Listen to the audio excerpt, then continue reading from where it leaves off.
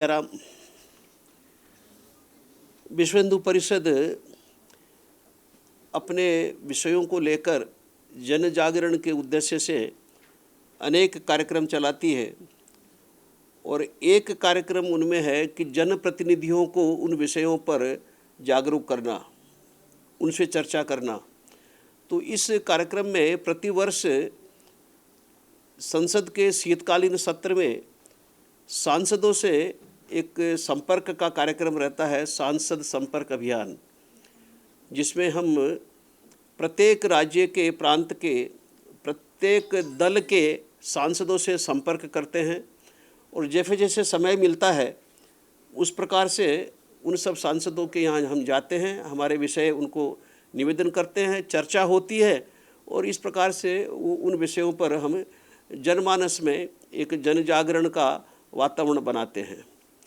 इस वर्ष संसद का शीतकालीन सत्र बहुत अल्प अवधि का था, इसलिए शीतकालीन सत्र की जगह हमने बजट सत्र में ये सांसद संपर्क का अभियान चलाया। तो यह अभियान 3 सप्ताह चला और इसी सप्ताह वो पूरा हुआ। तो संसद के, राज्यसभा और लोकसभा के मिलाकर कुल 784 सांसद हैं और 784 सांसदों में से हमारा संपर्क हो पाया 375 सांसदों से।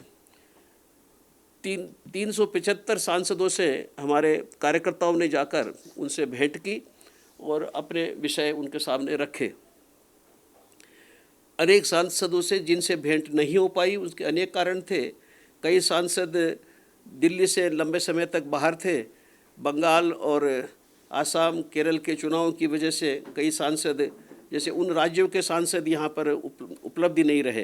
वो पूरे के पूरे समय वो सांसद अपने अपने क्षेत्र में बंगाल, आसाम, केरल में चुनाव में लगे हुए हैं, इसलिए उपलब्ध नहीं थे। कई अन्य सांसद इतने व्यस्त थे और कुछ कारणों से उन्होंने मिलने से का समय हमको नहीं मिल पाया। लेकिन हमारी कोशिश यही रही कि हर सांसद से हम संपर्क करें, समय लें और उनसे मिलें।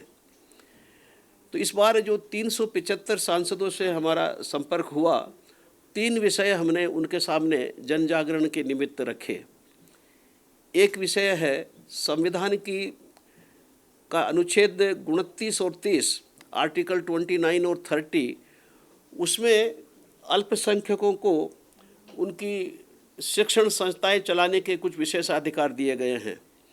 तो इस आर्टिकल का सिद्धांततः विश्व हिंदू परिषद को किसी प्रकार की कोई समस्या नहीं है। स्वागत करते हैं कि जो अल्पसंख्यक हैं, धार्मिक हों, भाषाई अल्पसंख्यक हों, उनको अपना धर्म, अपनी संस्कृति, परंपरा, भाषा बचाने के लिए आने वाली पीढ़ियों में उनको एक स्वतंत्रता होनी ही चाहिए, विशेषाधिकार होना ही चाहिए कि वो अपनी शिक्षण संस्थाएं बिना राज्य की या सरकारों की हस्तक्षेप के बिना चला सके। तो सिद्धांततः उस अनुच्छेद से हमें किसी प्रकार का कोई ऐतराज़ नहीं है, परंतु व्यवहार में जिस प्रकार से इसका क्रियान्वयन हो रहा है उसकी वजह से समाज में कई विकृतियां आ रही हैं।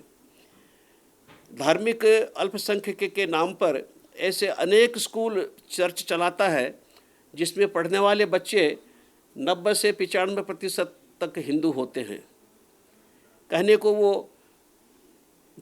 क्रिश्चियन स्कूल है क्योंकि उसका संचालन चर्च करता है या कोई क्रिश्चियन व्यक्ति करता है, लेकिन पढ़ने वाले बच्चे 90, 95, कई जगह तो 98% तक हिंदू ही होते हैं। तो जिस प्रकार से संविधान निर्माताओं का अनुच्छेद 29, 30 के विशेषाधिकार का भाव था कि वो अपने आने वाली पीढ़ियों को अपने धर्म की शिक्षा, परंपरा की, संस्कृति की शिक्षा दें, इस प्रकार की स्कूलों में जहाँ पर 90-95% तक बच्चे हिंदू होते हैं, किसी भी प्रकार का वो संस्थान अल्पसंख्यक संस्थान नहीं माना जा सकता। और दूसरी बात है कि इन सब स्कूलों में कोई वो अपने धर्म की शिक्षा नहीं देते, अपनी संस्कृति की शिक्षा नहीं देते।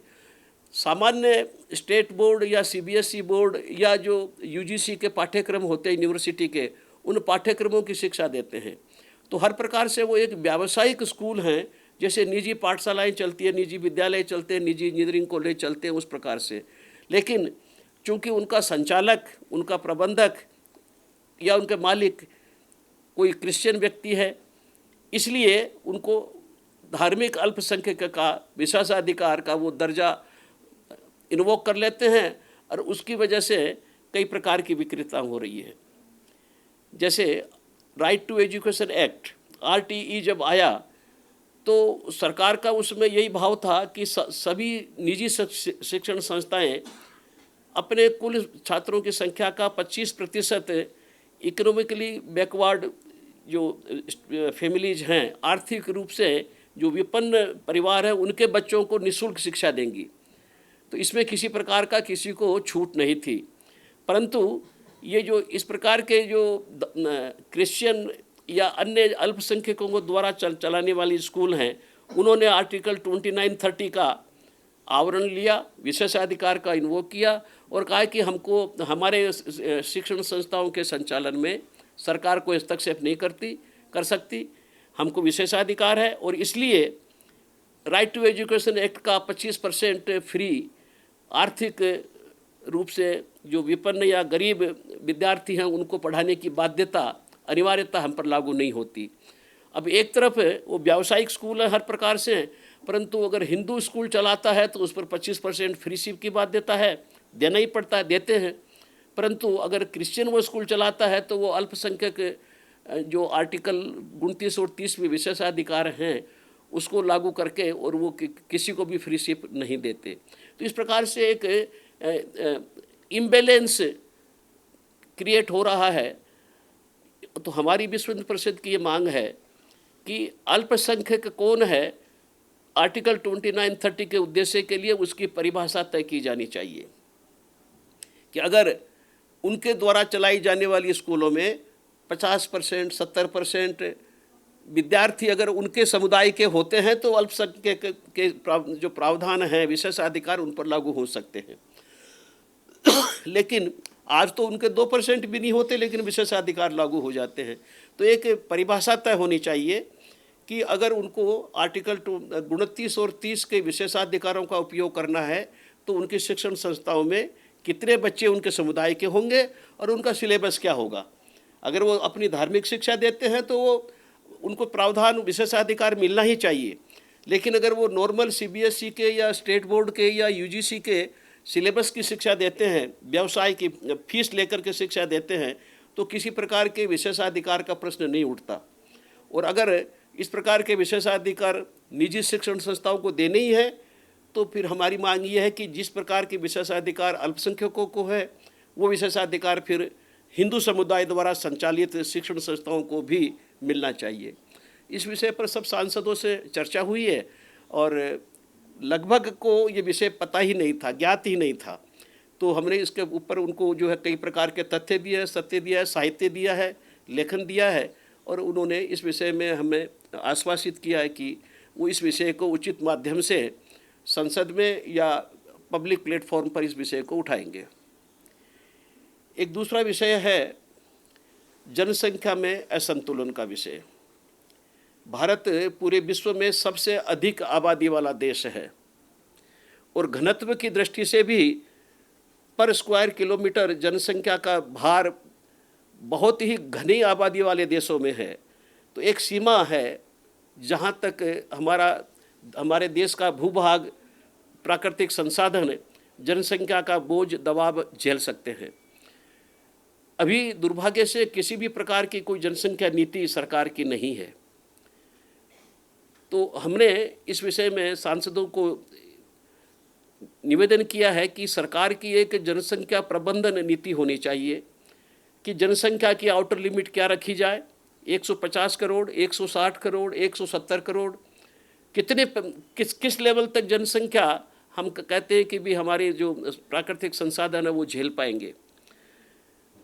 दूसरा, धार्मिक रूप से जनसंख्या में जिस प्रकार का असंतुलन उत्पन्न हो रहा है उसकी वजह से भी सुरक्षा की दृष्टि से, क्षेत्रीय सार्वभौमिकता की दृष्टि से अनेक प्रकार की समस्याएं निर्माण हो रही हैं, आने वाले समय में और होंगी। 1947 में जब ब्रिटिशों से सत्ता हस्तांतरण हुआ, 1951 में पहली जनगणना हुई, तो विभाजन के बाद की पहली जनगणना के समय हिंदू भारत में 90% था, और उसके बाद की हर 10 वर्ष के बाद की जनगणना में हिंदुओं का प्रतिशत कुल जनसंख्या में कम होता रहा है। 1921 की जनगणना कोविड की वजह से नहीं हो पाई, जो इस वर्ष वो प्रक्रिया अभी शुरू हो रही है, आने वाले 2-3 महीनों में जनगणना होगी। तो हम सबको ये अंदेशा है कि हिंदुओं का प्रतिशत घटता घटता अब जो है 76-77 के आसपास रह सकता है, और ये घटने की दर इसी प्रकार से चलती रही तो आने वाले 25-30 वर्षों में एक बहुत ही विकृत स्थिति का निर्माण हो जाएगा, जो स्थिति 1947 के पहले, विभाजन के पहले की स्थिति थी, कि जिसमें हिंदू जहाँ जहाँ कम होता है वो भूभाग देश से कटने की प्रवृत्ति रखता है, देश से, भारत से हटने की प्रवृत्ति रखता है। तो जनसंख्या में जो वृद्धि दर है वो भी एक संतुलित हो, उसके अनेक कारण हैं। कुछ कारणों के लिए तो हिंदू समाज खुद उत्तरदायी है कि जो जन्म दर जो है उनकी बहुत कम है, जिसके लिए न सरकार न और कोई इसके लिए उत्तरदायी है। वो खुद ही, जहाँ परिवारों में पहले 5, 6, 7 बच्चे होते ही थे, अब परिवारों में 1-2 बच्चे रह गए। तो एक तो जो कम जो जन्म दर है हिंदुओं की, वो इसके लिए उत्तरदायी है, और दूसरा मुसलमान और क्रिश्चियन, इन दोनों समुदायों में जन्म दर भी बहुत अधिक है, हर परिवार में 6-7 बच्चे होते हैं। और फिर पड़ोसी देशों से मुस्लिम अवैध जो आव्रजन होता है, घुसपैठ होती है, उसकी वजह से वो घुसपैठ सारी मुख्यतः 90% घुसपैठ मुसलमानों की होती है, जिसकी वजह से वो जो ये जो इम्बैलेंस चल रहा है उसमें वो और ज़्यादा इसको बढ़ावा देते हैं। तो हिंदुओं की प्रतिशत कम होता जाता है, मुसलमानों का प्रतिशत बढ़ता जाता है। तो अवैध घुसपैठ के कारण और जन्म दर में भिन्नता होने के कारण ये प्रतिशत, ये एक इम्बैलेंस की जो स्थिति पनप रही है, वो देश के लिए, देश की सांस्कृतिक विरासत के लिए, राजनीतिक स्थिरता के लिए और इसके सार्वभौमिक सुरक्षा के लिए एक खतरा उत्पन्न करती है। और इसलिए इन विषयों पर चर्चा हो, पब्लिक डिबेट हो, खुली डिबेट हो, और खुली डिबेट के बाद में जो समाज का मन बने उसके हिसाब से एक जनसंख्या प्रबंधन की, जनसंख्या नियमन की एक नीति बनाई जाए, जो नीति समान प्रकार से हिंदू, मुस्लिम और सभी वर्गों पर, क्रिश्चियन, सिख, जैन, बौद्ध, यहूदी, सब पर समान रूप से वो जनसंख्या नियमन नीति लागू हो। इस प्रकार का हमने एक जन जागरण के निमित्त सांसदों से निवेदन किया है। तीसरा विषय है तीर्थ स्थलों के विकास का विषय। पर्यटन की दृष्टि से जितना पर्यटन तीर्थ स्थानों के लिए होता है, तीर्थ यात्रा के निमित्त होता है, धर्म यात्राओं के निमित्त होता है, वो अन्य पर्यटनों से लगभग 3 गुना अधिक है। कुल पर्यटन में 1/4 हिस्सा प्राकृतिक स्थानों का है, पुरातत्व के स्थान हैं, या ऐतिहासिक दृष्टि से जो मोन्यूमेंट्स हैं उनके स्थान हैं, और 3/4 हिस्सा तीर्थ यात्राओं का है। लेकिन सरकार का संसाधन, सरकार का ध्यान सारा जो 1/4 वाले स्थान हैं, प्राकृतिक स्थान हैं, उन पर अधिक रहता है। इंफ्रास्ट्रक्चर का डेवलपमेंट है, लास्ट माइल कनेक्टिविटी है, साफ सफाई है, प्रशासन का सपोर्ट है, वो सारा का सारा वो अन्य स्थानों पर रहता है। तीर्थ स्थानों पर धर्म के नाम पर सरकार बिल्कुल भी सुविधाएं नहीं देती। पिछले 1 दशक में कुछ बड़े तीर्थ स्थानों पर अच्छा विकास हुआ है, और जिसके सुपरिणाम भी हमको देखने को मिलते हैं।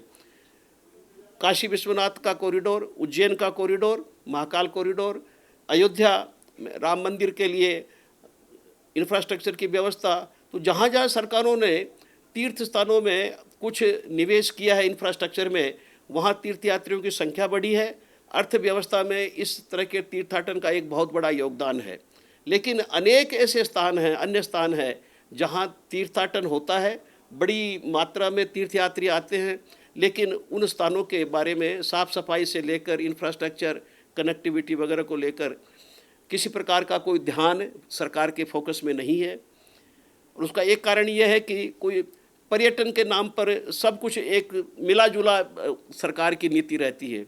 तो हमारी ये इस प्रकार का हमने निवेदन किया कि पर्यटन मंत्रालय में ही एक तीर्थाटन विभाग अलग से बनाया जाए। जब तीर्थाटन विभाग अलग होगा तो उसके लिए नीतियाँ बनेंगी, नियम बनेंगे, कुछ बजट भी एलोकेट होगा, राज्य सरकारों को कुछ दिशा निर्देश भी मिलेंगे, जिससे राज्य सरकारें भी अपने यहाँ पर तीर्थाटन के विषय में कुछ उनका भी फोकस में आएगा, काम करेंगी। तो एक अलग से तीर्थाटन का विभाग पर्यटन मंत्रालय के अंतर्गत शुरू किया जाए, इस प्रकार का हमने सारे सांसदों से निवेदन किया है। तो इन 3 विषयों पर बड़ी सार्थक चर्चा सांसदों से हुई है, 1 to 1 चर्चा हुई है। कोई बड़े बड़े ग्रुप में 20-20, 30-30 के ग्रुप में चर्चा नहीं हो करके उनके निवास पर समय लेकर जाना, चर्चा करना, और हर दल के व्यक्तियों सांसदों से चर्चा हुई है। हर पार्टी के सांसदों को हमने निवेदन किया और हर पार्टी के सांसद हमसे मिले हैं। तो उन सब से इस प्रकार की चर्चा हुई है, जिस पर जन जागरण इन विषयों के पर वो विभिन्न माध्यमों से करेंगे, ऐसा उन्होंने आश्वासन दिया है। भाई साहब, क्या इसमें आप डिस्ट्रीब्यूट कर सकते हैं कि कितने सांसद भाजपा के थे, कितने समाजवादी पार्टी के थे या कितना कांग्रेस के थे? बिल्कुल बिल्कुल। भारतीय जनता पार्टी के 222, 375 में 222 भारतीय जनता पार्टी के, इंडियन नेशनल कांग्रेस के 48, समाजवादी पार्टी के 19, Dravid Munnetra Kazhagam DMK 13, Telugu Desam party 13, Shivsena Uddhav Balasaheb Thackeray SSB UBT 8, NCP Sharad Chandra Pawar 6, Yuvajana Sramika Rythu YSRP जो बोलते हैं आंध्र प्रदेश से 6, जनता दल यूनाइटेड 4, शिवसेना 4, आम आदमी पार्टी 2, भारतीय राष्ट्र समिति तेलंगाना की 2, और इस प्रकार से पूरे 29 पार्टियों की लिस्ट है जिनके सांसदों से संपर्क हुआ है,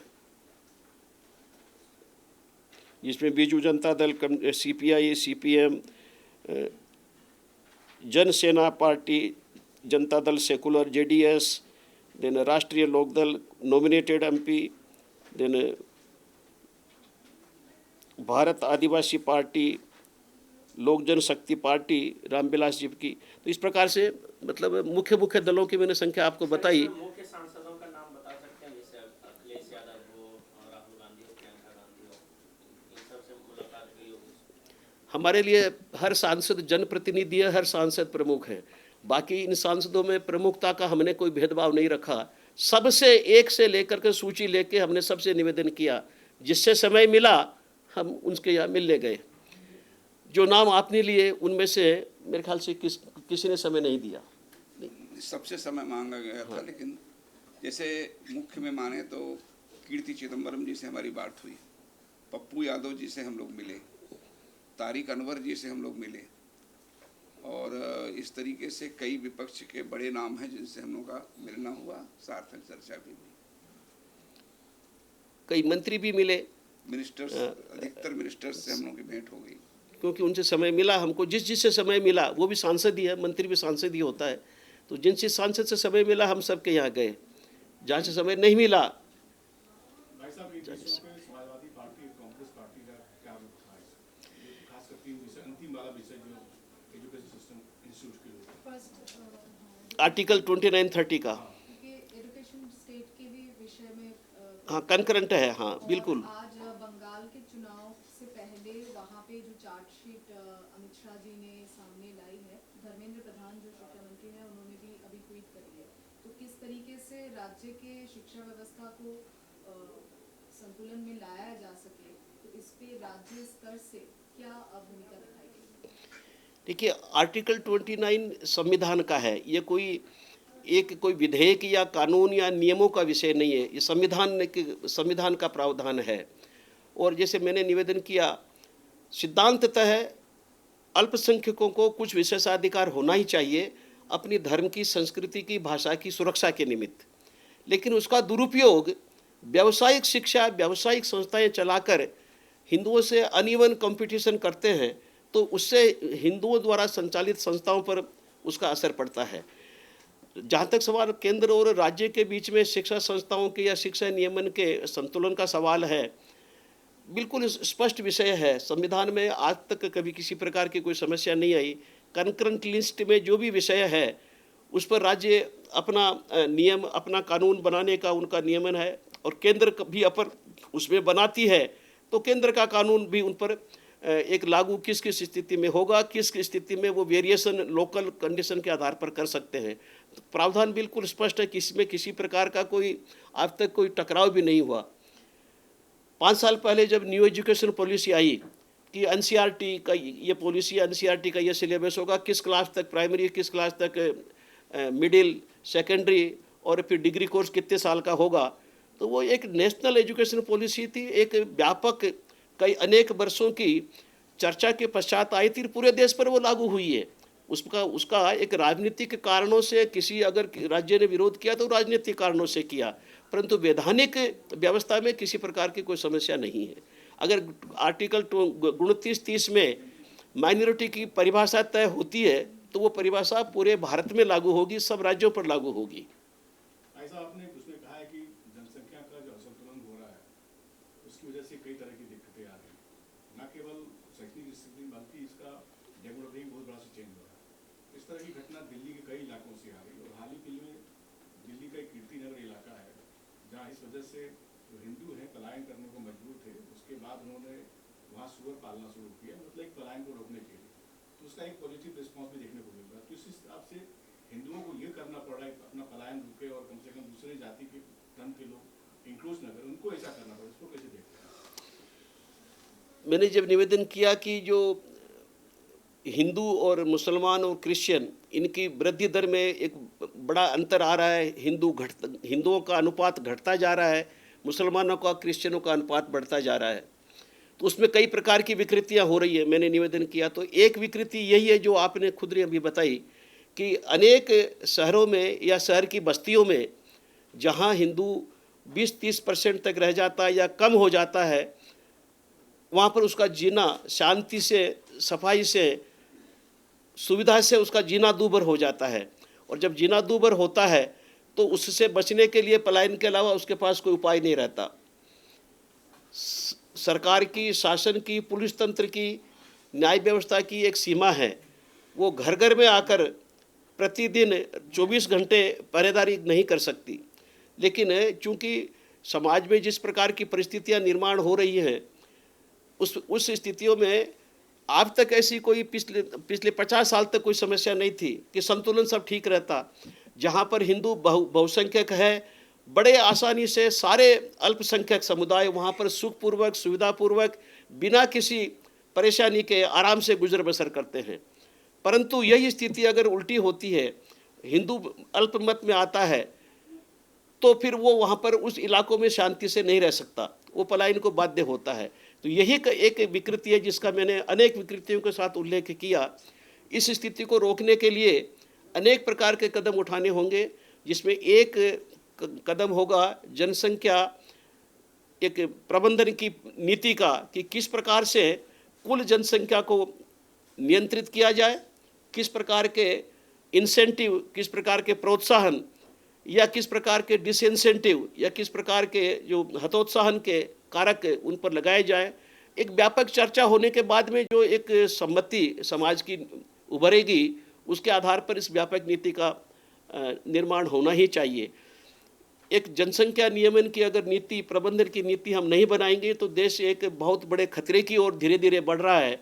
और चूंकि ये सब इसके परिणाम, दुष्परिणाम दशकों में आते हैं, एक एक, दो दो, तीन तीन साल में नहीं आते, लेकिन एक जिम्मेदार सरकार, जिम्मेदार समाज की ये दायित्व है कि दूरगामी दृष्टि रखे और आज नहीं, आज से 40 साल बाद, 50 साल बाद, 60 साल बाद किस प्रकार का हमारा समाज बनेगा, उसके लिए क्या आवश्यक कदम आज उठाने जरूरी है, वो हमको आज उठाने ही चाहिए, जिसमें जनसंख्या प्रबंधन की एक समुचित नीति हो, जिसमें ये बैलेंस डिस्टर्ब नहीं हो। ये जो डेमोग्राफी का इम्बैलेंस हो रहा है, इसको रोकना जरूरी है, ताकि पूरे समाज में सहिष्णुता के साथ, भाईचारे के साथ पूरा देश आगे बढ़ सके। देखिए, नक्सलवाद एक विचारधारा है हिंसा के माध्यम से समाज परिवर्तन का, और जो भारतीय समाज में कभी हिंसा के आधार पर किसी प्रकार का परिवर्तन भारतीय संस्कृति ने कभी स्वीकार नहीं किया। इसलिए हिंसा पर आधारित अगर कोई आंदोलन है उसका तो समाप्ति होनी ही चाहिए, और प्रकृति के हिसाब से भी वो समाप्त होती ही है। हिंसा के आधार पर कभी समाज का निर्माण नहीं हो सकता, तो उसकी तो परिणति ये होनी ही थी। नक्सलवाद की जो हिंसात्मक जो वृत्ति थी उसका तो ये परिणाम होना ही था। ये बड़े सौभाग्य की बात है और समाज के लिए बहुत शुभ सूचना है कि ऐसे जो हिंसक प्रवृत्ति वाले जो दलित थे उन पर रोक लगी है, प्रभावी रोक लगी है। परंतु ये एक विचारधारा है। व्यक्तियों के सरेंडर करने से या कुछ व्यक्तियों के मर जाने से विचारधाराएं समाप्त नहीं होती।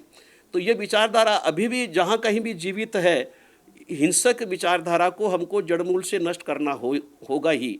इसमें समय और लग सकता है भले ही, लेकिन इस विचारधारा का एक सभ्य समाज में कोई स्थान नहीं है।